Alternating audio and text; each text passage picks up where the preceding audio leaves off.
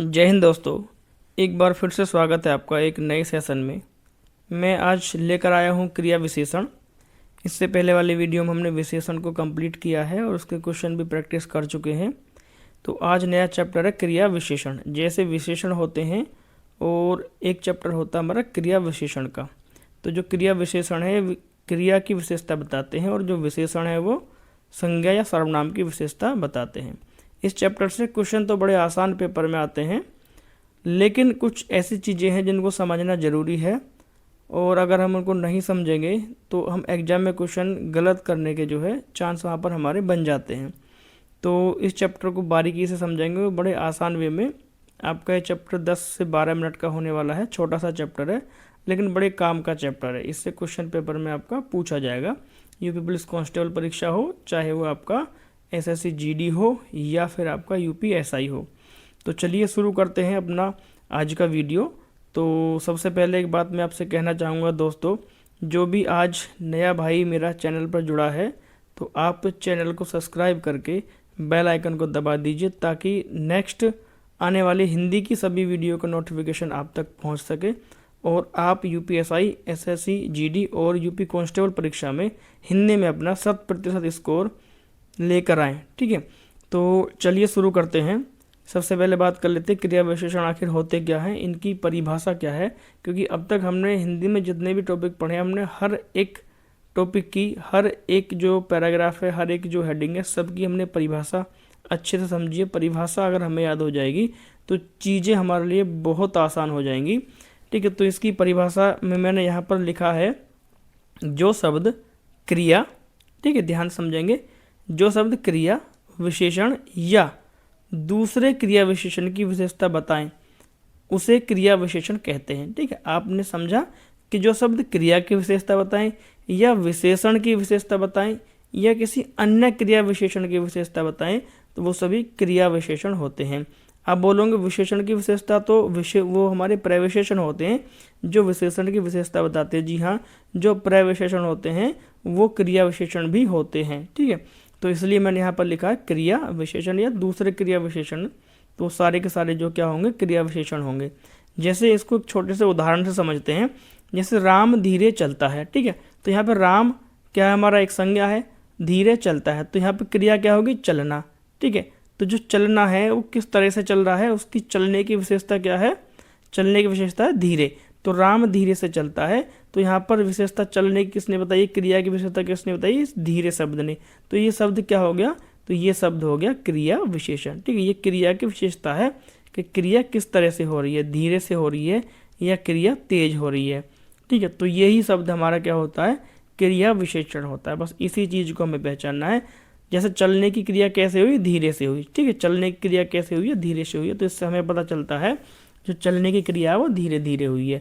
तो ये क्रिया विशेषण हो गया। ठीक है, आगे जैसे अगर मैं बात करता हूँ वह आज आएगा, वह आज आएगा, तो आने का समय कब का है। ठीक है, आने का समय क्या है, कब, आज आएगा। अगर मैं पूछूं वह कब आएगा तो आप बोलोगे आज। तो आने की विशेषता किसने बताई है, आने की विशेषता बताई है आज शब्द ने। ठीक है, तो आज शब्द ने आने की विशेषता बताई। आने का समय यानी आने का समय कब, अगर पूछा जाए कब तो आज। ठीक है, तो यहाँ ये कब शब्द जो है सही नहीं सेंस बन रहा, तो इसकी जगह क्या होना चाहिए, आज। आने का समय क्या है, आज। तो इसको हम काट के ये जो है आगे लिखा जाना था, यहाँ पर ये गलती से हो सकता है डबल टाइप हो गया, तो यहाँ आने का समय क्या है, आज। तो मैं यहाँ पे लिख दे रहा हूँ, समझ में आपके आ गया होगा, इस कब को भूल जाओ। तो यही हमारे क्रिया विशेषण होते हैं। ठीक है, तो इसको हम आगे और डिटेल में बड़े अच्छे से समझेंगे कि कितने प्रकार के क्रिया विशेषण होते हैं और उनकी क्या पहचान होती है। तो इससे पहले हम थोड़े से उदाहरण देख लेते हैं क्रिया विशेषण के। जैसे उदाहरण में मैंने यहाँ पर लिखा है अच्छी लिखावट। तो लिखावट कैसी है, अच्छी। ठीक है, लिखना एक क्रिया है तो लिखावट कैसे होगी, अच्छी। तो ये क्या हो गया, क्रिया विशेषण हो गया। इसने जो है क्रिया की विशेषता बताई है। ऐसे ही सजावट, तो सजावट कैसी है, बढ़िया है। ठीक है, तो बढ़िया सजावट कर रखी है भाई इसने, तो हम ऐसे बोलते हैं। तो ये क्या हो गया, ये क्रिया विशेषण हो गया क्योंकि इसने क्रिया की विशेषता बताई है। जैसे आगे लिखा है तेज दौड़ना, तो दौड़ कैसे रहा है, वो दौड़ने की क्रिया कैसे हो रही है, तेज हो रही है। तो ये क्या हो गया, क्रिया विशेषण हो गया। इसने क्रिया की विशेषता बताई है, किस तरह से दौड़ रहा है, तेज दौड़ रहा है। ठीक है, ऐसे ही जोर से बोलना, वो किस तरह से बोलता है, उसके बोलने की क्रिया क्या है, जोर से। तो ये क्या हो गया, विशेषण हो गया, क्रिया विशेषण हो गया। उसने क्रिया की विशेषता बताई है, वो तो जोर जोर से बोलता है, ठीक है, ये उसकी क्रिया की विशेषता है। ऐसे ही जैसे तेज हंसना, वो कैसे हंसता है, वो तेज हंसता है, उसकी विशेषता क्या है, तेज है, ठीक है, तो ये क्रिया विशेषण हो गया, तेज वो हंस रहा है, ठीक है। उम्मीद करता हूँ अच्छे से समझा होगा। अब इनको अपने एग्जाम में जो क्वेश्चन में कैसे इंप्लीमेंट करते हैं, क्वेश्चन कैसे आएगा, जैसे यहाँ पे लिखा है ये सुरेश होना चाहिए, ठीक है, सुरेश अच्छा लिखता है, तो सुरेश जो है अच्छा लिखता है। यहाँ सुरेश की विशेषता नहीं बताई इस अच्छे शब्द ने, इस अच्छे शब्द ने किसकी विशेषता बताई, लिखने की, तो उसकी राइटिंग कैसी, अच्छी है, तो ये क्या हो गया, अच्छा शब्द यहाँ पर क्रिया विशेषण हो गया, ठीक है। अगर ये शब्द, ये सेंटेंस ऐसे होता, मान लीजिए सेंटेंस को मैं ऐसे लिख दे रहा हूँ, सुरेश अच्छा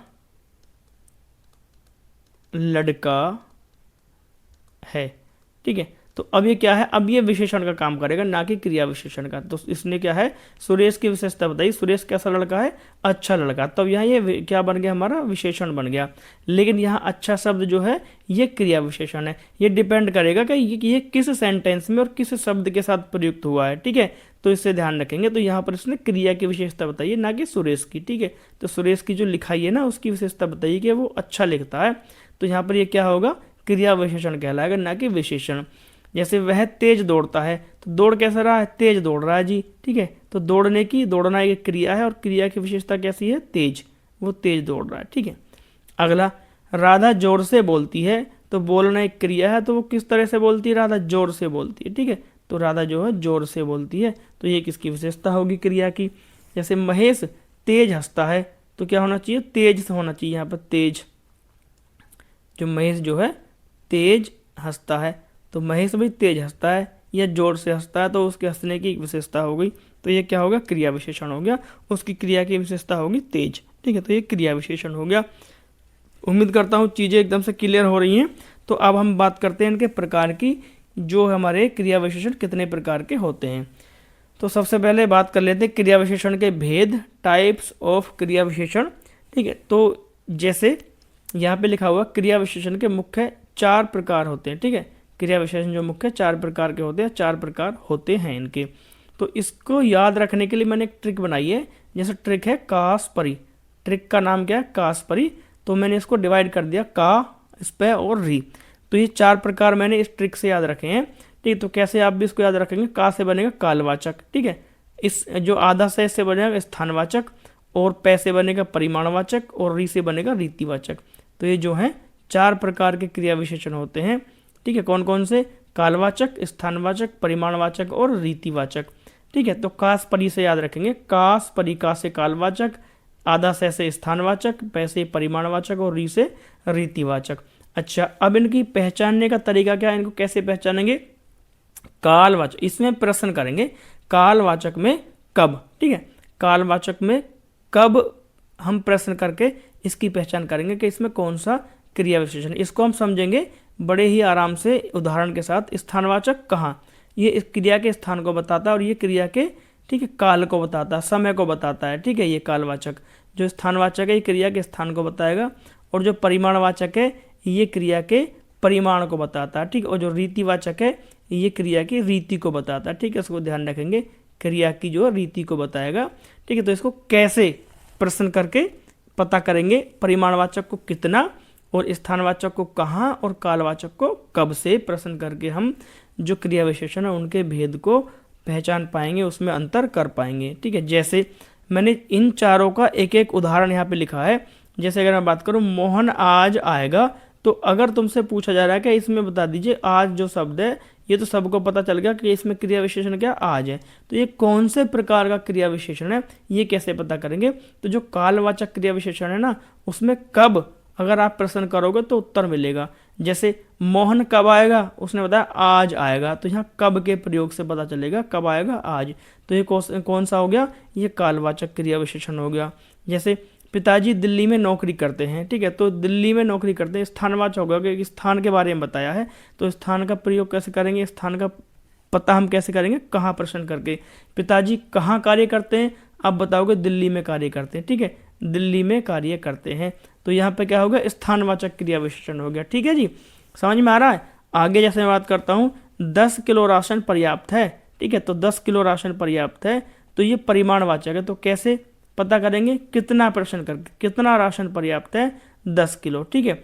तो कितना राशन पर्याप्त है, कितना आपने प्रश्न किया तो उत्तर मिला 10 किलो, तो ये क्या हुआ हमारा परिमाणवाचक।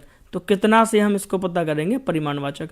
कुत्ता तेज चलता है, कैसे चलता है, अगर मैं पूछूं कैसे चलता है तो कैसे प्रश्न करेंगे, कुत्ता कैसे चलता है, तेज चलता है, अगर उत्तर मिला तो भी कैसा है, ये रीतिवाचक है, ठीक है। रीतिवाचक, क्रिया की रीति का पता चल रहा है, क्रिया किस तरह से हो रही है। जैसे और मैं अगर लिखूं माताजी धीरे धीरे खाना बनाती हैं, ठीक है, माताजी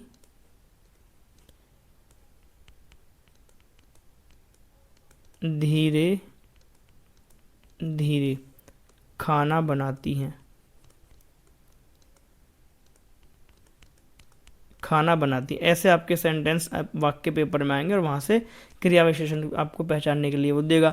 तो माताजी धीरे धीरे खाना बनाती है, अगर मैं पूछूं कैसे, तो यहाँ पे आप प्रश्न करोगे, सेंटेंस है आपका माताजी धीरे धीरे खाना बनाती है, तो एक एक करके देखो, हम सारे प्रयोग करेंगे। माताजी कब खाना बनाती हैं, उत्तर मिला सेंटेंस के हिसाब से, नहीं, कोई सेंस ही नहीं बन रहा, ठीक है। आगे अगर बात करता हूँ, माताजी कहाँ खाना बनाती हैं, नहीं मिला जी, क्योंकि वो तो धीरे धीरे बनाती है। माताजी कितना खाना बनाती हैं, धीरे धीरे, उत्तर मिला नहीं। माताजी कैसे खाना बनाती, कैसे बनाती खाना, धीरे धीरे बनाती है, देखो अब यहाँ पे आंसर मिला है, खाना जो है धीरे धीरे बनाती हैं, ठीक है। तो इस तरह से हम जो है क्रिया विशेषण की पहचान कर पाएंगे बड़े आराम से। आगे बात कर लेते हैं नेक्स्ट अपना, कि इसमें और कितनी चीज़ें हैं, ठीक है। तो जैसे यहाँ पर उदाहरण, मैंने ये डबल उदाहरण आ गए क्योंकि मैंने यहाँ लिख दिए समझाने के लिए, और ये स्लाइड यहाँ भी बन गई, ठीक है। तो अभी हम इनको पढ़ चुके हैं, तो हम चलते हैं आगे, ठीक है। आगे की अगर मैं बात करता हूँ, तो यहाँ पर मैंने कालवाचक क्रिया विशेषण और स्थानवाचक क्रिया विशेषण को जो है डिफाइन किया है, ठीक है। कालवाचक और स्थानवाचक क्रिया विशेषण को डिफाइन किया, तो बात कर लेते हैं यहाँ पर कालवाचक क्रिया विशेषण की, ठीक है।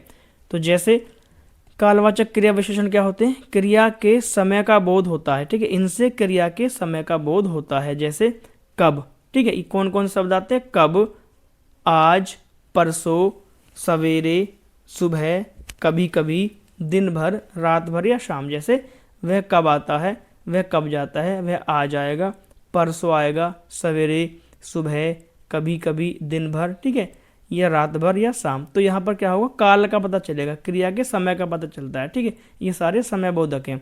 जैसे अगर बात करता हूँ स्थानवाचक क्रिया विशेषण की, तो यहाँ पर क्रिया के स्थान का आपको पता चलेगा। क्रिया का स्थान कैसे, जैसे क्रिया यहाँ हो रही है, वहाँ हो रही है, ठीक है। वह कहाँ बैठा है, आप बोलोगे अंदर बैठा है, ठीक है। वह कहाँ गया है, बाहर गया है। मोहन कहाँ है, आप बोलोगे ऊपर है, ठीक है। मोहन क्या कर रहा है, मोहन कहाँ है, नीचे है। तो ये सारी चीज़ जो है स्थान को बताएंगी, ठीक है, क्रिया के स्थान को बताएंगी कि क्रिया जो किस स्थान पर हो रही है। मोहन ऊपर पढ़ रहा है, तो आप यहाँ अगर मैं पूछूं ऊपर में कौन सा क्रिया विशेषण है, तो क्रिया का स्थान बताया, ऊपर पढ़ रहा है, तो मोहन ऊपर है, ठीक है। तो यहाँ, वहाँ, कहाँ, इधर उधर, अंदर बाहर, ऊपर नीचे, सारे के सारे स्थानवाचक होते हैं। आगे बात कर लेते हैं नेक्स्ट, हम अपना यहाँ पे दिया है परिमाणवाचक क्रिया विशेषण, ठीक है।